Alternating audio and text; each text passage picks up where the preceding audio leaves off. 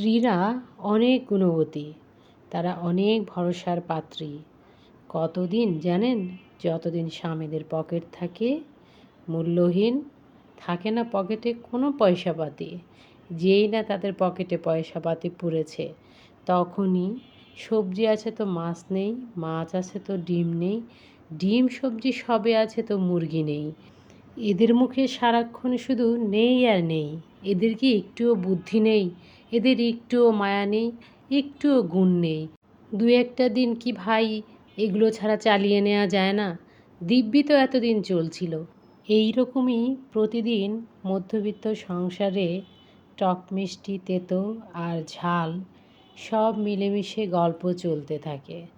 কখনো মিষ্টি, কখনো টক, কখনো বা আবার সে তেতো করলা। এই সব কিছু নিয়েই জীবনে মাস গড়িয়ে বছর বছর গড়িয়ে একসময় শেষ ঠিকানায় পৌঁছে যায় সংসারের প্রতিটি সম্পর্ক।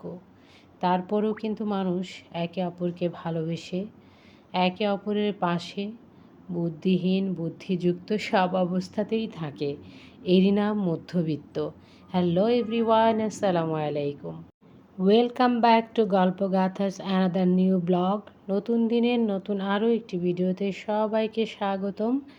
আমি রুবা, আমার চ্যানেল গল্পগাথা থেকে জীবনের ছোট্ট ছোট্ট গল্প, কথা, কাজ এবং যেগুলো ভালো লাগা ভালোবাসায় মাখানো জোখানো থাকে সেগুলোকে নিয়ে হাজির হলাম অনেক দিন পর।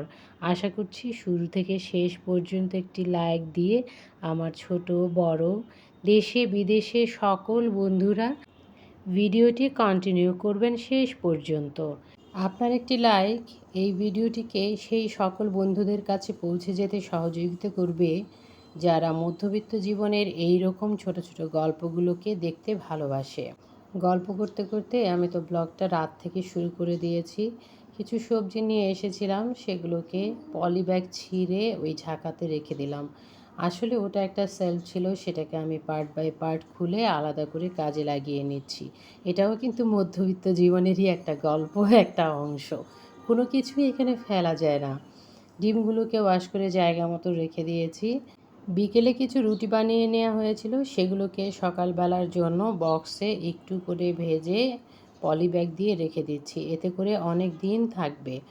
মরিচ আর অল্প কিছু ধনেপাতা ছিল, সেগুলোকে আমি কিন্তু একটা শুকনো কাপড় দিয়ে মুছে ভালো করে বক্সের মধ্যে রেখে দিয়েছি।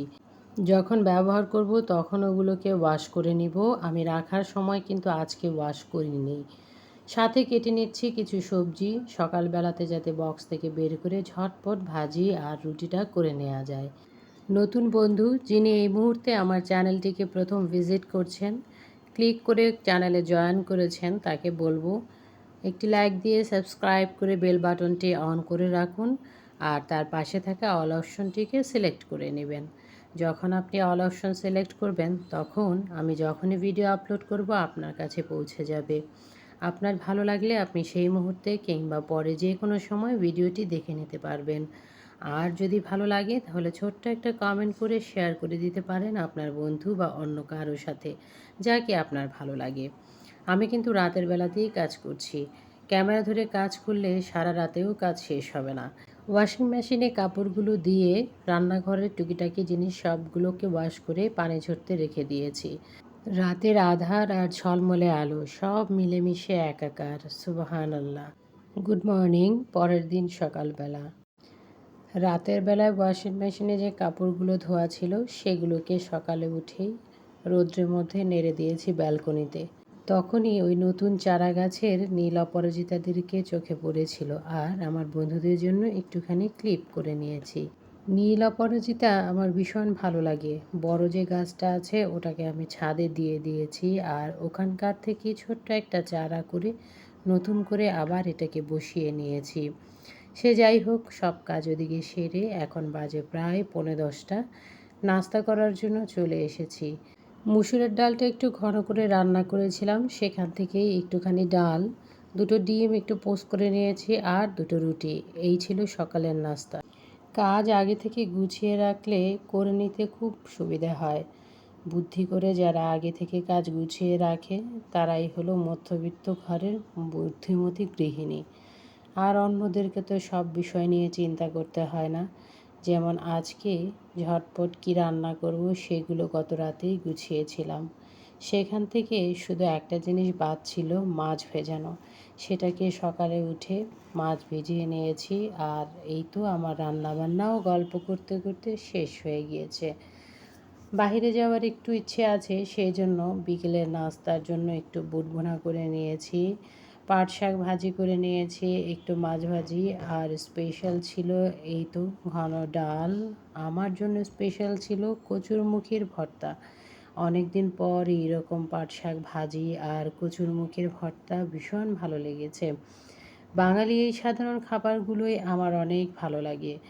বিরিয়ানি, কোরমা, কোপ্তা, পোলাও এগুলো তো সবসময়ই সবাই পারে ভালো করে, আমার চেয়ে ভালো করে রান্না করতে পারে। কিন্তু এইসব রান্নাগুলো আমি যতটা আয়োজন করে করি, ওই সকল রান্নাগুলো আমি কখনোই অতটা আয়োজন করে করি না। ওগুলো আমার কাছে ফাঁকুঝুঁকি দেওয়ার জন্য করা।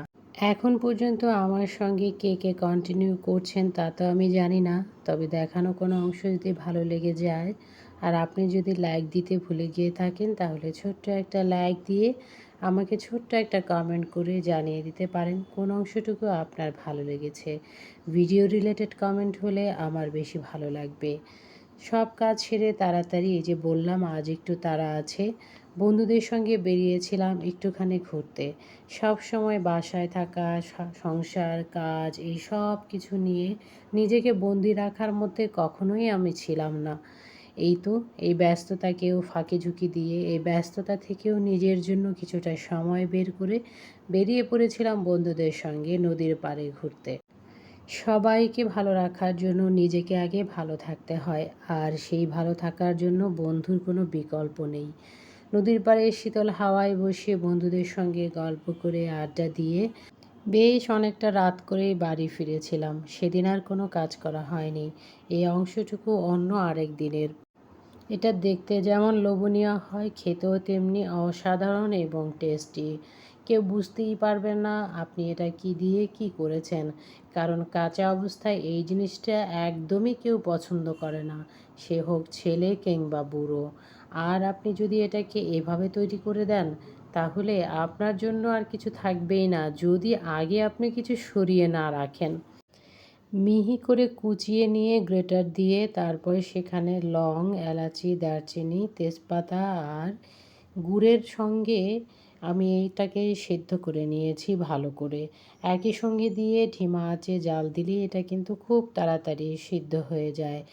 আমি কোনো সবজিরই পানি চিপে ফেলে দিই না কিংবা আলাদা করে সেদ্ধ করে নেই না, একই সঙ্গে কাজ করি, কারণ সবগুলোরই কিছু না কিছু গুণাগুণ থাকে। যাই হোক, গুড়, তারপরে সাদা তিল, নারকেল আর এই যে কাঁচা পেঁপেটা দেখছেন, এটাকে গ্রেট করে মশলা দিয়ে জাল দিয়ে সিদ্ধ করে আঠা আঠা করে ভালো করে এটাকে ভেজে নিয়েছি। এরপর হলো এটাকে গোল গোল করে তৈরি করে নিয়েছি এই তো মজার নাড়ু। এই হলো গিয়ে আমার আজকের সিক্রেট পেঁপের নাড়ু। খেতে যেমন ভীষণ মজা হয়েছে তিল দেয়াতে, সেটা দেখতেও কিন্তু আরও বেশি লোভনীয় হয়েছে। এভাবে যদি আপনি পেঁপে দিয়ে নাড়ু তৈরি করে কারো সামনে দিতে পারেন, সে খাওয়ার পরেও বলতে পারবে না এটা পেঁপে না অন্য কিছু। সুন্দর একটা কমেন্ট করতে ভুলে যেও না কিন্তু। আজ এই পর্যন্তই, আমার কিচিরমিচির বকর বকর শেষ করছি। টাটা, আল্লাহ হাফেজ।